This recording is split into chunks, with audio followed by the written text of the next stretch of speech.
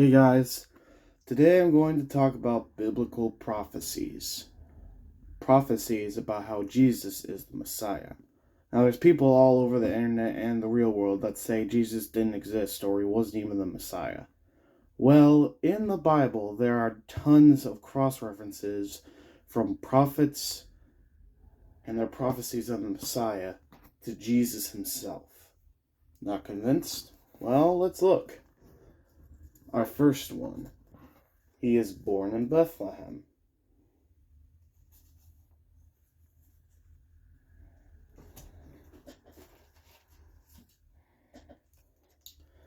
Micah chapter 5 verse 2. But thou, Bethlehem Ephratah, thou be little among the thousands of Judah, yet out of thee shall he come forth unto me, that is to be ruler in Israel, whose goings forth have been from of old, from everlasting. Next, he flees to Egypt. Everyone knows that in the Bible, Jesus and his family flees to Egypt when Herod's trying to, kill him. Hosea chapter 11 verse 1. When Israel was a child, then I loved him, and called my son out of Egypt. Yep. He teaches in parables. Parables was Jesus' thing. That was what he did. Psalm 78 verses 1 to 2. Give ear, O my people, to my law. Incline your ears to the words of my mouth. I will open my mouth in a parable. I will utter dark sayings of old.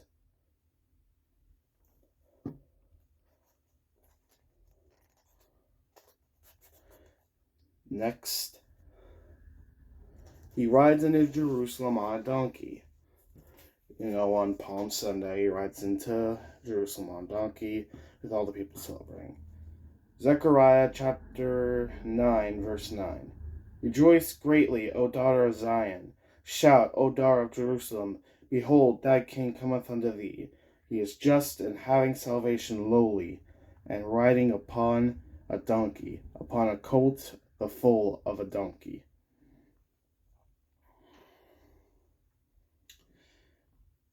Next,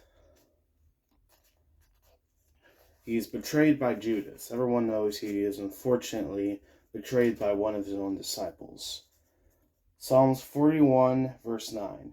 Yea, my own familiar friend, whom I trusted, which did eat of my bread, hath lifted up his heel against me. Next, his side was pierced.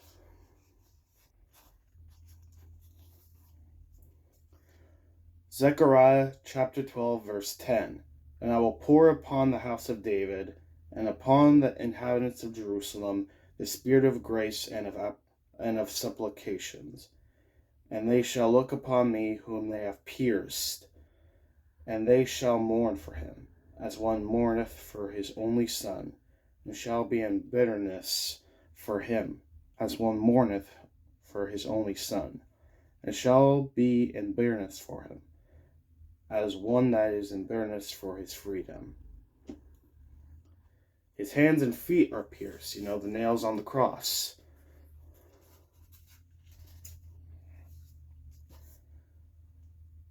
Psalms 22 verse 16. For dogs have compassed me, the assembly of the wicked have enclosed me. They pierced my hands and my feet. None of his bones are broken. None of his bones were broken at all during the whole beating. None. Psalms 34 verse 19 to 20. Many are the afflictions of the righteous, but the Lord delivereth him out of them all. He keepeth all his bones, and not one of them is broken. And our final one, Jesus rose from the dead 3 days later on Easter Sunday, one of the best days of the year. Psalms 49 verse 15. But God will redeem my soul from the power of the grave, for he shall receive me.